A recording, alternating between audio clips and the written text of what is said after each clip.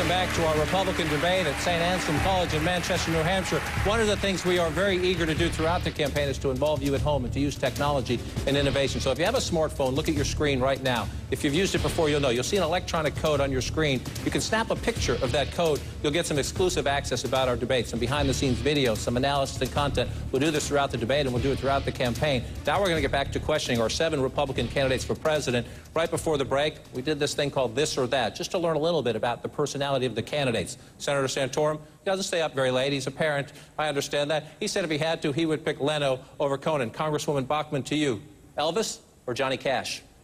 Oh, that's really tough. That's really both. Both. Both? Yeah. Both. I've got Christmas with Elvis on my iPod. All right, now we know what's on the Congresswoman's iPad. Let's get to John DeStacio, the union leader. He's down here in the audience, and he has a question. John, the federal, Congressman Paul, this is for you. The federal government now assists many industries, green jobs, the auto industry, research and development, all get subsidies. Given the current state of the economy, what standards do you have, if any, for government assistance to private enterprise? Well, there shouldn't be any government assistance to private enterprise. It's not morally correct. It's not legal. It's bad economics. It's not part of the Constitution. If you allow an economy to thrive, they'll decide how R&D works or where they invest their monies. But when the politicians get in and direct things, you get the malinvestment. They do the dumb things. They might build too many houses, and they might not direct their research to the right places. So, no, it's a fallacy to think that government and politicians and bureaucrats are smart enough to manage the economy, so it shouldn't happen. All right, these are the Republicans, the conservative candidates. Every time you applaud, I know you're happy with the answer. You take your time away, though. We would expect to get an answer, less government is better. One of the questions we want to explore tonight is when. When do you reach that extraordinary moment where the government might want to do something? Mr. Kaine, I want to ask you, because you're a businessman who initially at least supported the TARP program. Former Senator Judd Gregg of this great state of New Hampshire was one of the architects of that program during the late hours of the Bush administration. And you said, quote, we needed to do something drastic because we were facing a very drastic situation. I studied the financial meltdown and concluded on my own that we needed to do something drastic, yes. When the concept of TARP was first presented to the public, I was willing to go along with it. But then when the administration started to implement it on a discretionary basis, picking winners and losers, and also directing funds to General Motors and others that had nothing to do with the financial system, that's where I totally disagreed. The government should not be selecting winners and losers, and I don't believe in this concept of too big to fail. If they fail, the free market will figure out who's going to pick up the pieces. Let's stay on this topic. Let's bring Tom Fahey back into the conversation. He has a question. Tom? Yeah, thank you, John. I wanted to ask Governor Romney about the auto industry. General Motors and Chrysler have rebounded since the Obama administration bailed them out. Bankruptcy is no longer a threat. Would you say the bailout program was a success? The bailout program was not a success because the bailout program wasted a lot of money. About $17 billion was used unnecessarily. When the CEOs of the auto companies went to Washington asking for money from Washington, I wrote an op-ed and I said, look, the right process for these companies is not a bailout, not a big check from Washington, but instead letting these enterprises go through bankruptcy, re-emerge, getting rid of the unnecessary costs that they had, the excessive debt, re-emerge, and that would be the preferred way for them to be able to get on their feet again. Instead, the Bush administration and the Obama administration wrote checks to the auto industry. Ultimately, they went through the very bankruptcy process that I suggested from the beginning. But the big difference was $17 billion was wasted, and then President Obama, given that money, was able to put his hands on the scales of justice and give the company to the UAW. There's a perception in this country that government knows better than the private sector, that Washington and President Obama have a better view for how an industry ought to be run. Well, they're wrong. The right way for America to create jobs is to keep government in its place and to allow the private sector and the energy and passion of the American people create a brighter future for our kids and for ourselves. Let me read you, Governor, just a little bit of an op-ed piece you wrote back in November 2008. If General Motors, Ford, and Chrysler get the bailout, you can kiss the American automotive industry goodbye. From a profit standpoint, they're doing pretty well right now. On that point, kiss goodbye. I understand you disagree with the policy. Kiss the industry goodbye. Were you wrong?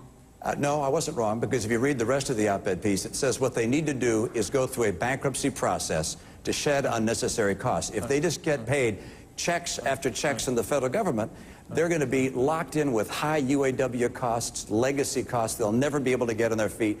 They have to go through bankruptcy, and it turned out that that's finally what they did. And the head of the UAW, he wrote an op-ed piece saying Romney's wrong, the government has to step in and give him a check. That's the wrong way to go.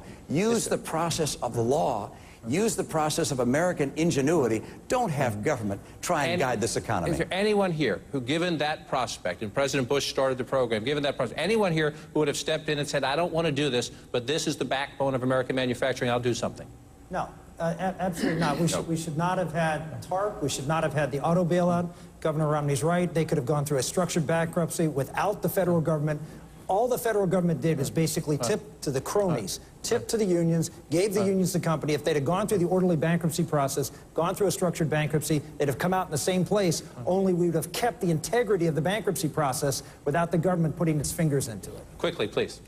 John, I was in the middle of this debate. I was behind closed doors with Secretary Paulson when he came and made the extraordinary, never-before-made request to Congress, give us a $700 billion blank check with no strings attached. And I fought behind closed doors against my own party on TARP. It was a wrong vote then. It's continued to be a wrong vote since then. Sometimes that's what you have to do. You have to take principle over your party. All right, let's continue the conversation, but we'll come back to this if we have to. Let's go to Jean Mackin in Hancock. She has a question. Thanks, John. This question goes out to Speaker Gingrich. Next month, the Space Shuttle program is scheduled to retire after 30 years. And last year, President Obama effectively killed government-run spaceflight to the International Space Station and wants to turn it over to private companies. In the meantime, U.S. astronauts would ride Russian spacecraft at a cost of $50 to $63 million a seat. What role should the government play in future space exploration? Well, sadly, and I say this sadly because I'm a big fan of going into space, and I actually worked to get the shuttle program to survive at one point. NASA has become an absolute case study in why bureaucracy can't innovate. If you take all the money we've spent at NASA since we landed on the moon, and you applied that money for incentives to the private sector, we would today probably have a permanent station on the moon, 3 or 4 permanent stations in space, a new generation of lift vehicles, and instead, what we've had is bureaucracy after bureaucracy after bureaucracy and failure after failure. I think it's a tragedy because younger Americans ought to have the excitement of thinking that they, too, could be part of reaching out to a new frontier. You know, you'd asked earlier, John, about this idea of limits because we're a developed country. We're not a developed country. The scientific future is going to open up, and we're at the beginning of a whole new cycle of extraordinary opportunities, and unfortunately NASA is standing in the way of it when NASA ought to be getting out of the way and encouraging the private sector. Is there any candidate who would step in and say, no, this is vital to America's identity, this is vital to America's innovation, I want the government to stay in the lead here when it comes to manned spaceflight?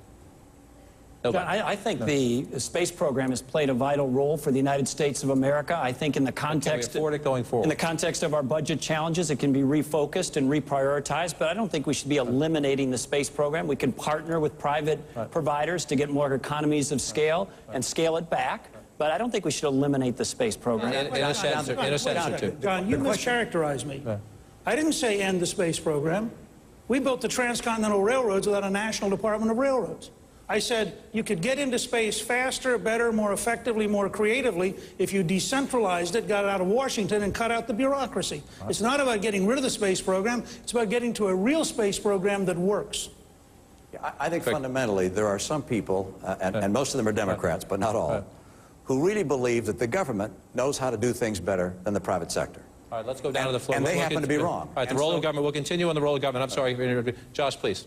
Thanks very much, John. And Governor Pawlenty, I'd like to go back to you. Let's talk about housing. Roughly right now, there are about a million homes in the hands of banks and lenders. Millions of more homeowners are upside down, meaning they owe more than their home is worth. What would you or your administration do to try to right the housing ship? Well, the first thing we need to do is get the government out of crony capitalism. We have this alliance between big government, big unions, and certain big bailout businesses. And as Congressman Paul said a few minutes ago, we had politicians in Congress trying to micromanage the housing market, and they created a bubble, and they created the mess. And now we have all these innocent bystanders, the good people of the United States of America, many middle income and modest income people who have been devastated by this. And so the market is going to have to adjust. The programs that President Obama has put forward haven't really worked. They've been a failure. They've been slow. They haven't really solved the problem. But the best thing that we can do is get the economy moving again. And it's not going to happen by growing government. His way failed. We've got to get the private sector going. We have to have people starting businesses, growing businesses, building things, starting places of employment. This is how we're going to get money back in people's pockets and get them financially stabilized. So let's, Congressman, come into the conversation. As you do, don't make it just about foreclosures. This is an interesting topic of discussion, especially when money is scarce and you got to start cutting. It's a question of priorities. What should the government be doing? And maybe what should the government be doing in a better economy that it can't do now that has to go? So talk about foreclosures a bit, but then tell me something. If you were president and you were dealing with it in your first few weeks, you said, I might like to do this, but I can't afford to do this. Be as specific as you can. What goes? I would want to do much less, much sooner. The government shouldn't be involved. When you take the bankruptcies, we've been doing a whole lot. We've been propping them up. We've had the Federal Reserve buy all the illiquid assets which were worthless, stick it with the taxpayers. People who made the money when the bubble was being blown up, they're the ones who got bailed out. But you want the correction. Corrections are good. The malinvestment and the bubbles are caused by the Federal Reserve and the government, and we keep propping it up. And that's why this is going. It was predictable it would come. It's predictable it's lasted 3 years, and it's predictable as long as we do what we're doing in Washington, it's going to last another 10 years. We're doing what we did in the Depression. We are doing what the Japanese have done. You need to get the prices of houses down to clear the market, but they're trying to keep the prices up. Or actually have programs in Washington. We're stimulating housing. You need to clear the market, and then we can all go back to work. But what we're doing now is absolutely wrong. Let me give you another topic that people say the federal government's too involved, and that's food safety. You worked in the business. Yes. You see the E. coli scare that's going on in Europe right now. You're trying to cut money. The FDA, other agencies that get involved in that are in front of you. What do you do? You look inside the FDA and determine whether or not it needs to be streamlined, and maybe it does. But should the federal government be doing food safety inspections? Federal government should be doing food safety, yes. But I want to go back to this point about what we need to do to help the housing market.